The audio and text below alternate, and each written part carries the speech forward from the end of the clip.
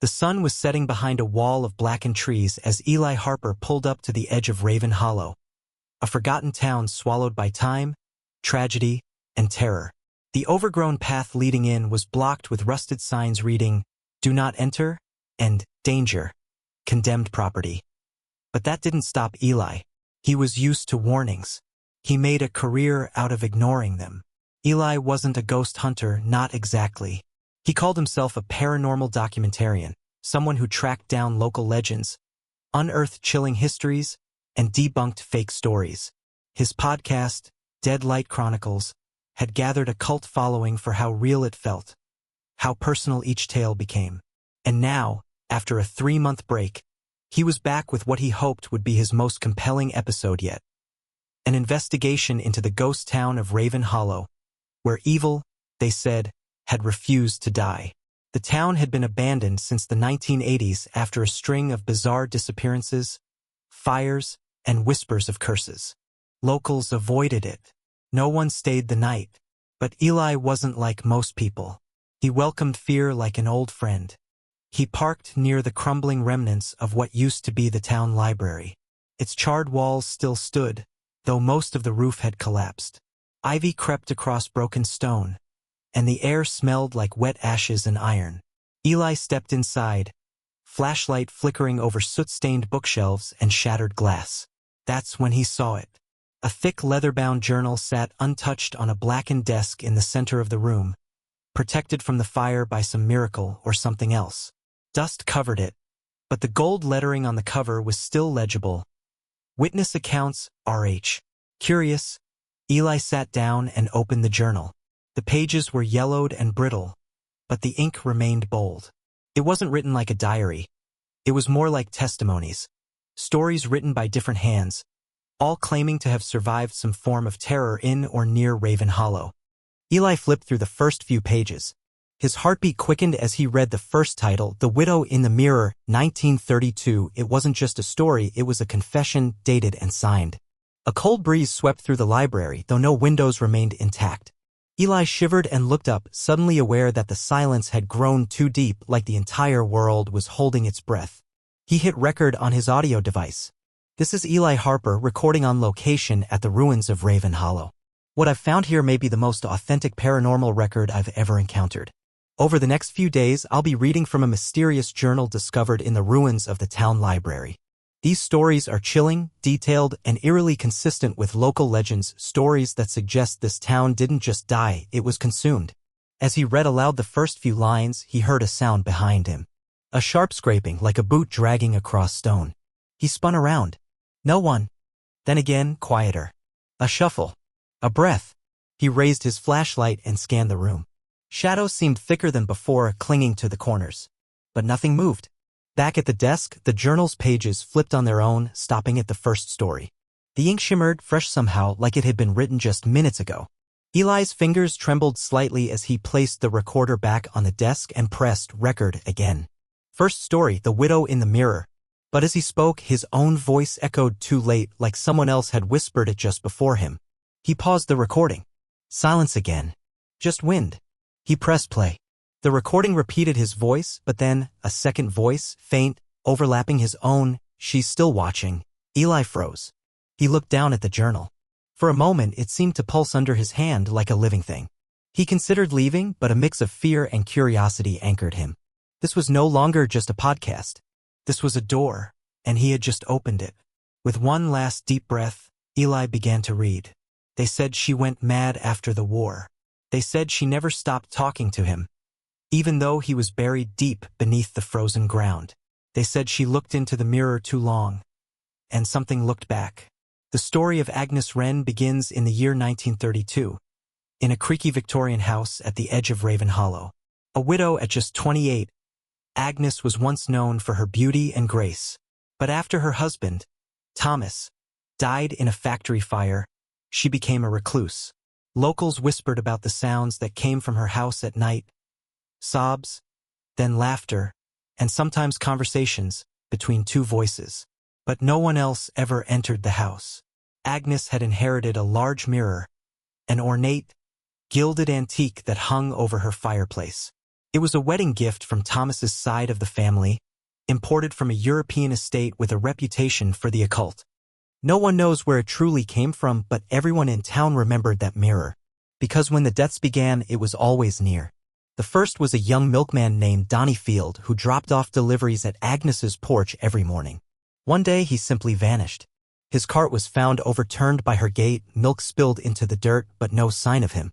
The next week, the church bell ringer died by falling from the tower. Witnesses swore he was screaming about someone watching him through the glass. Then came the neighbor's boy, only 12, who was found in the woods, eyes wide open, mouth frozen in a scream, hands clutching a shard of mirror. Police questioned Agnes, of course. But she was calm, too calm. She invited the sheriff inside. The living room was dusty but clean. No signs of violence. She served him tea. And the mirror, large and looming, seemed to reflect everything in the room but her. The sheriff left disturbed, but with no evidence. He filed it away as coincidence. Then the town doctor's wife went missing. And that was the last straw. A mob formed that night. Dozens of townsfolk with torches and tools stormed Agnes Wren's home. They said she opened the door with a smile. They said she didn't scream as they pulled her from the house. She simply turned to the mirror one last time and whispered, "Wait for me." They burned the house to the ground with the mirror still inside. Or so they thought. Decades later, in 2004, a couple named Mia and Darren Caldwell moved into a refurbished colonial house on the edge of Raven Hollow. It had been newly renovated by a local realtor who didn't bother to dig too deeply into the history. In the attic, buried beneath a tarp, they found an old mirror, tall, golden, flawless. Mia loved antiques. She insisted they hang it in the living room. That's when things changed. First, the dog refused to enter the room. Then, Mia began sleepwalking, always toward the mirror. Darren would wake up at 3 a.m. to find her standing barefoot in front of it, whispering to someone only she could see. He tried to take it down, but the mirror wouldn't budge. He called a friend to help, someone strong, someone with tools. They unscrewed it, tried to lift it, even tried breaking the glass. Nothing worked. The mirror refused to leave the wall. One night, Darren stayed up with a camera. He filmed Mia as she rose and stood before the mirror again.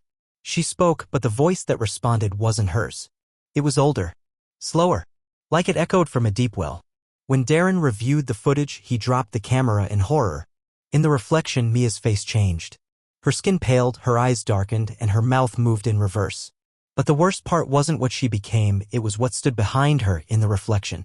Agnes Wren. Darren ran. He called a priest, then the police. But when they returned, Mia was gone. The mirror sat silently above the fireplace. Her voice played from the baby monitor. "He's here now, and so am I. They say the mirror is still in that house. Covered now. Hidden away. Waiting." Back in the library, Eli finished reading the account. He looked up. The shadows in the room had grown darker. The flashlight flickered again. Behind him, in the shattered remains of an old wall mirror, a second reflection appeared. Not his. A woman in black with no eyes. Watching. Marrow Creek Orphanage stood on the outskirts of Raven Hollow like a tombstone. Built in 1928 and destroyed in a fire in 1956. It had since become the stuff of local legends. Children who misbehaved were told stories of Mr. Elric, the cruel headmaster who took bad kids into the basement and made them disappear. Most believed it was just a story, a way to scare children straight, until the screams returned. The second story in the journal began with a first-hand account dated October 2009, written by a teenager named Brian Lister. Along with his 3 friends, Jenna, Kyle, and Tyrese, he had dared to break into the ruins of the orphanage after hearing whispers at school that it was truly haunted, the kind of haunted where people don't come back the same. Their plan was simple: film a short ghost hunt for their YouTube channel and prove once and for all that the legends were fake. They entered through a collapsed section of the outer wall just after midnight, armed with flashlights, snacks, and bravado. The orphanage was mostly rubble and rot. Mold devoured every wooden beam. Black vines crawled up the walls like veins. The group found old beds rusted to the floor, child-sized shoes covered in dust, and walls scribbled with chalk drawings, some cheerful, some not. Then the laughter started. It was soft, at first. Faint. A child's giggle echoing down the long hallway. They thought it was a prank. Tyrese was always the joker. But when they turned to him, he looked as pale as bone. "I thought that was you," he whispered. They followed the sound, filming as they went. Jenna found an old music box still intact. When she opened it, the tune it played wasn't sweet, it was off-key, too slow, like it was melting. And then they heard it again. Laughter. Screaming. Footsteps running above them. But there was no upstairs. The fire had collapsed everything decades ago. Brian's footage documented what happened next. Lights flickering. A shadow crawling across the ceiling. Their voices turning from excited to terrified. And then the discovery of the basement door. It was behind a bookshelf, mostly hidden but not locked. The hinges groaned like a dying animal as they pried it open. Inside was a staircase that descended into blackness. The walls were covered in soot and claw marks. At the bottom, they found old restraints, a rusted cot, and drawings, hundreds of childlike drawings of a tall, thin man with hollow eyes. Kyle wanted to leave. The rest agreed. But when they turned back, the staircase was gone. Just wall. Then the screaming began, real screaming. Echoing through the basement all around them like dozens of children crying out at once. They ran blindly through the dark, splitting up in panic. Brian's camera caught the last glimpse of Tyrese, who was dragged into the shadows by nothing visible. Just the sound of a heavy chain and a long, slow inhale. Jenna disappeared next, her scream cut off mid-breath, followed by the sound of giggling.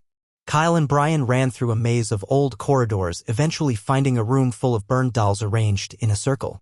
In the center sat a child-sized chair with the name Elric carved into the back. That's when Brian saw him. Tall, thin, dressed in a black suit, face half-melted, eyes like dark tunnels. The headmaster. He didn't walk. He glided as if the ground refused to touch him. Kyle shoved Brian aside and screamed for him to run. Brian obeyed.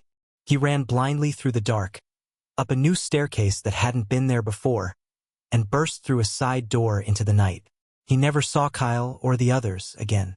The police searched for weeks. Nothing was found. No stairs. No basement. No dolls. But Brian had the footage. And when he played it back, the screams were clearer, louder, and layered beneath them was a voice. Mr. Elric's voice, speaking calmly. You left the door open. Now they know the way out. Brian was never the same. His journal entry ended with one final warning. It's not just haunted, it's hungry, and it remembers every child who screams. Back in the present, Eli set the journal down. The library around him seemed darker, more suffocating. The air reeked of smoke. And faintly, from behind the broken fireplace, he thought he heard it. Children. Crying. Laughing. Screaming. The third story in the journal was the shortest. But it was also the most disturbing. It began with a name, Jonas Tellman, a local grave digger from the 1940s, known for being quiet, efficient, and deeply religious.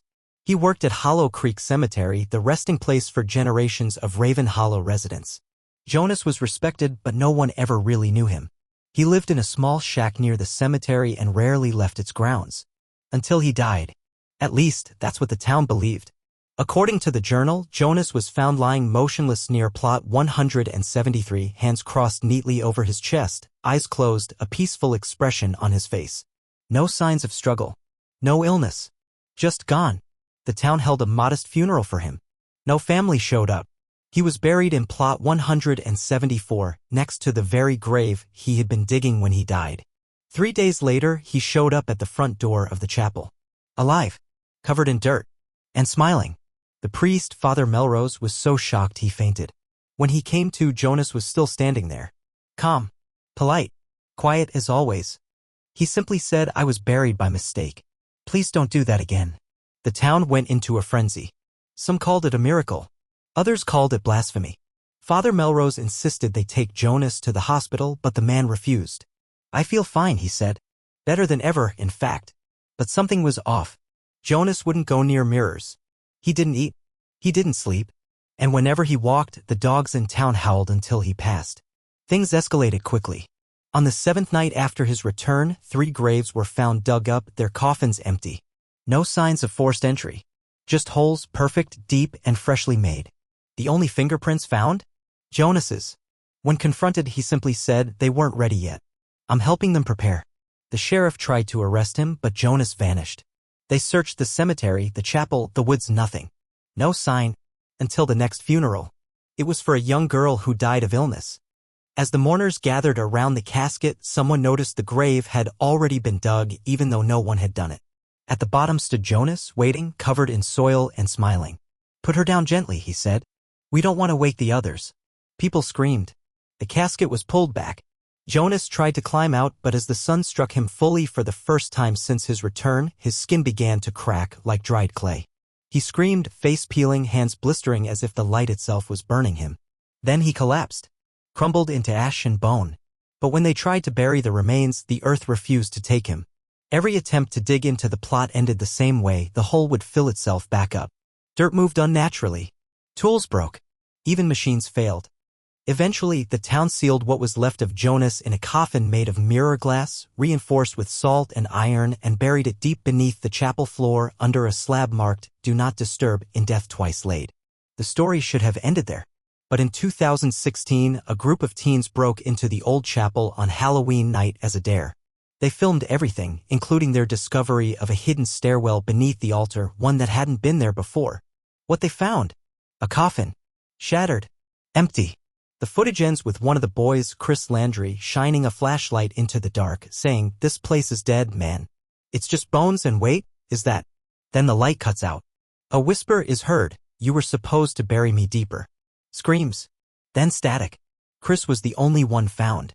Curled in the corner of the chapel, eyes wide, mouth stitched shut with black thread. He never spoke again. Not even once.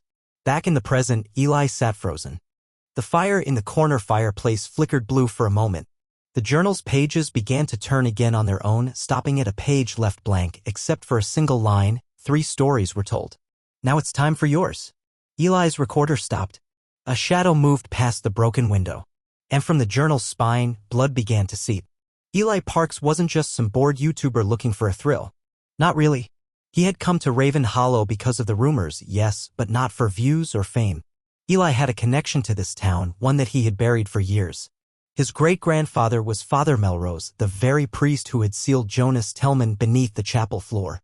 Eli hadn't known until recently. It started with a letter. Weeks before his trip, Eli received an unmarked package at his apartment in Chicago.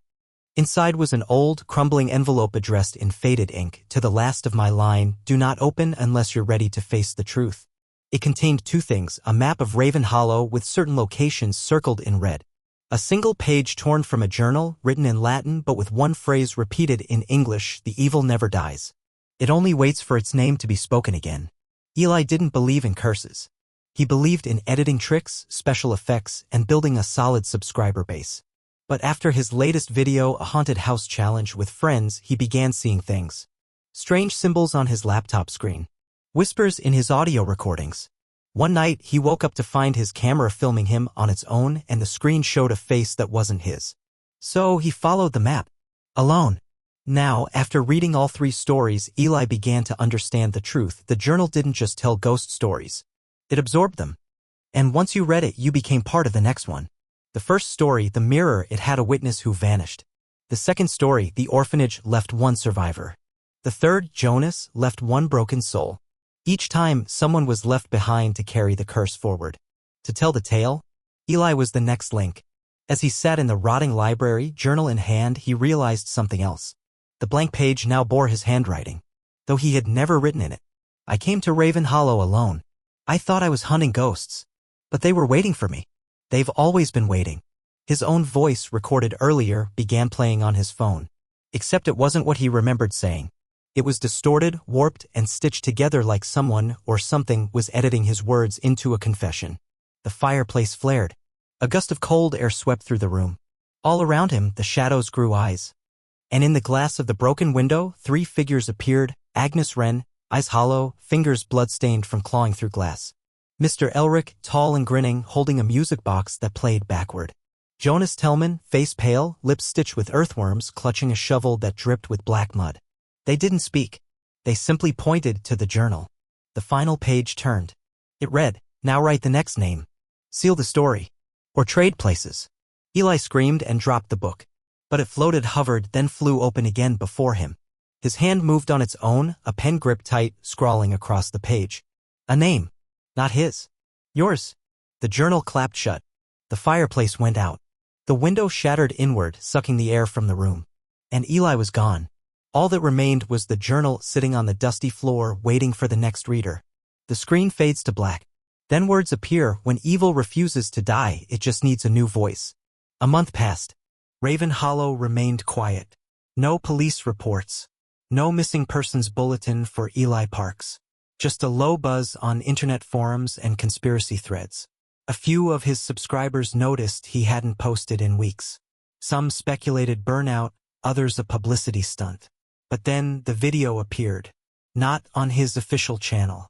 It was uploaded to a new account. No name, no profile pic, just a username, The Last Story. It was titled, "Don't Watch This After Midnight, True Paranormal Evidence, Uncut Footage." The thumbnail showed Eli in the library, holding a weathered journal, eyes wide and sweat dripping down his forehead.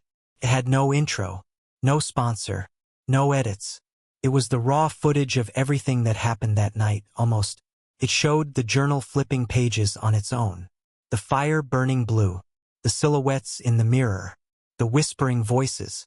At one point, the camera caught Eli screaming at something off camera, though nothing could be seen by the viewer. But in the final 10 seconds, just before the video ends, a face flashed across the screen. Not Eli's, not anyone's. Just a face. Burned. Melting. Eyes like holes. Mouth stitched shut. The internet lit up. Reddit threads exploded. Paranormal YouTubers dissected every frame. Reactions poured in from viewers around the world. Most called it the best hoax they'd ever seen. A few said it felt too real. And then the reports started. A girl in Minnesota reported hearing her own name whispered from her laptop speakers while watching the video. A boy in the Philippines saw a handprint on the inside of his mirror after viewing it. A college student in England claimed his journal flipped open on its own and the last entry had his name even though he hadn't written it. Several viewers claimed to see Eli walking past them in the background of their own TikToks wearing the same jacket he wore in the video. The stories multiplied. YouTube took the video down, but new copies kept surfacing. Every repost brought new incidents. Strange dreams. Power surges. Tech glitches. Shadows moving just out of frame. And always, the same line heard faintly in the background audio. 3 stories were told. Now it's time for yours. It became an urban legend. Watch the video after midnight and the journal finds you. Don't finish it and you're safe. Watch it all the way through. You're next. Some tried to test it. Most regretted it. Others tried to hunt down the original journal. Paranormal groups formed and even visited Raven Hollow. But the town was different now. Closed off. Empty. All roads leading to it were blocked by fallen trees and strange signs that simply read, "Turn back." The stories know you. One survivor, an ex-investigator named Greta Hurst, wrote a blog post before disappearing herself. Evil doesn't need a body. Or a place. It just needs a story. And if you're reading this, you're already in one. After the video went viral, despite countless takedowns and digital purges, the legend of Eli Parks and the cursed journal evolved into something far worse. It became a challenge. A game. And like all dangerous games online, it eventually found its way to the dark web. There, buried in encrypted forums and shadowed marketplaces, people began whispering about something called the fourth page ritual. Supposedly, it was created by someone who had decoded the journal's hidden messages using audio wave analysis, frame-by-frame breakdowns, and reverse speech from Eli's final recordings. The ritual was shared through a corrupted PDF. Its rules were vague and almost poetic in tone. The fourth page ritual warning: this is not a story. This is a contract. Materials required: a mirror no taller than 3 feet, a black candle, a journal, blank. 1 drop of your blood, a speaker or phone playing Eli Parks's final video at 3:33 a.m. sharp steps. Place the mirror facing a wall in a room with no windows. Sit in front of it, back turned. Light the black candle. Begin writing in the journal. Anything, but never stop moving your hand. At exactly 3:33 a.m., press play on the video. When you hear your name whispered from the speaker, do not turn around. When the flame flickers sideways, prick your finger and let 1 drop of blood fall on the journal's open page. Close the book. Blow out the candle. Walk out of the room backwards. Outcome: if done correctly, your next 3 dreams will be visions of the journal's stories from the inside. If done incorrectly, your name will appear on the 4th page of a real journal, buried somewhere no one can find. And neither can you. At first, most thought it was just another creepypasta-style hoax. But then people began to vanish. A known dark web streamer who went by the handle Glasseater live-streamed himself performing the ritual in full. He laughed it off at first, but as the stream progressed, viewers watched the candle flame bend unnaturally. He said, "I think it's working," just before the mirror cracked from the inside. Then the screen turned to static. The stream stayed up for a few minutes, flickering violently, until a new face filled the frame. It wasn't Glasseater. It was Eli, but decayed, hollow-eyed, and smiling. Then he spoke. "The fourth page is written. Yours is next." Police couldn't trace the IP. The room in the video didn't match any location in the streamer's home. Glasseater's channel was deleted minutes later. No one's seen him since. Other incidents followed. A college student in Germany sent a friend a selfie of himself mid-ritual. His eyes were completely black. A girl in Brazil woke up to find her hands covered in writing, hundreds of names written in red ink she couldn't wash off. A Discord group attempted a group version of the ritual. 3 users haven't logged on since. Their last messages were garbled strings of code ending in number 174, the plot where Jonas Tellman was buried.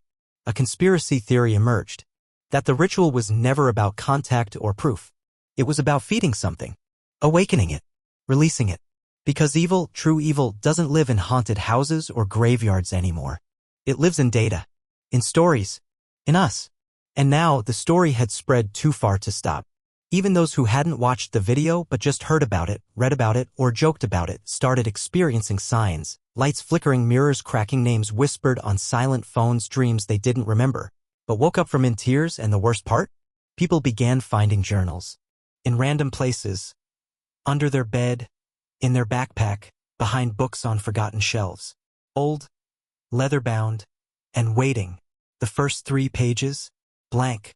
The fourth, already had their name written in dried blood. You think stories end, that they have a final page, a last word, a moment of silence after the scream. But this story, the one Eli Parks stepped into, the one that now echoes across the internet like a virus, has no end. Because it was never just a story. It was a loop, a trap dressed in fiction. And it's still catching readers. In a dim apartment in Detroit, a teenager named Zane Marshall sat at his desk, scrolling Reddit. He was reading about the fourth page ritual out of boredom.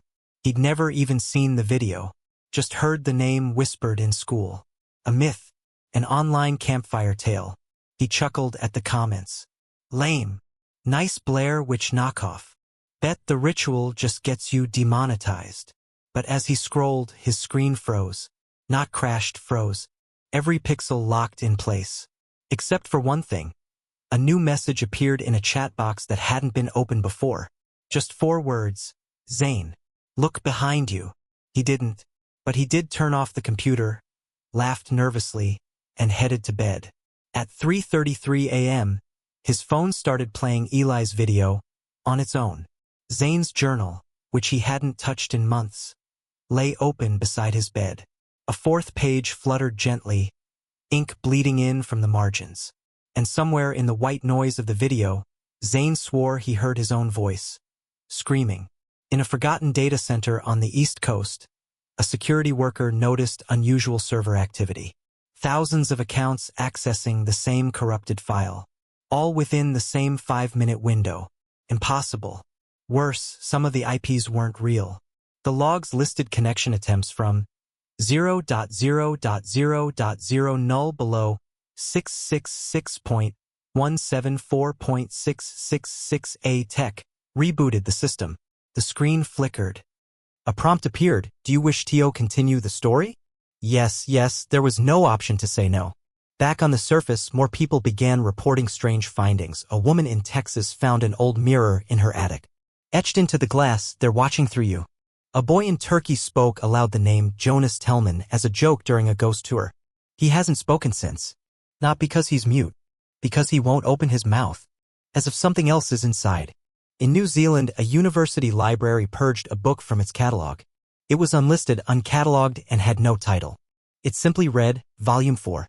The librarian who touched it began carving names into the walls with her nails. The same 4 always appeared: Agnes, Elric, Jonas, Eli. You're still reading. And that matters. because now you know the story. You might be safe. You might not. But if a journal ever appears near you, a blank one with an old spine and that familiar, decaying smell, don't open it. Not even once. Because once you do, it knows your name. And the evil that refuses to die. It just found another voice.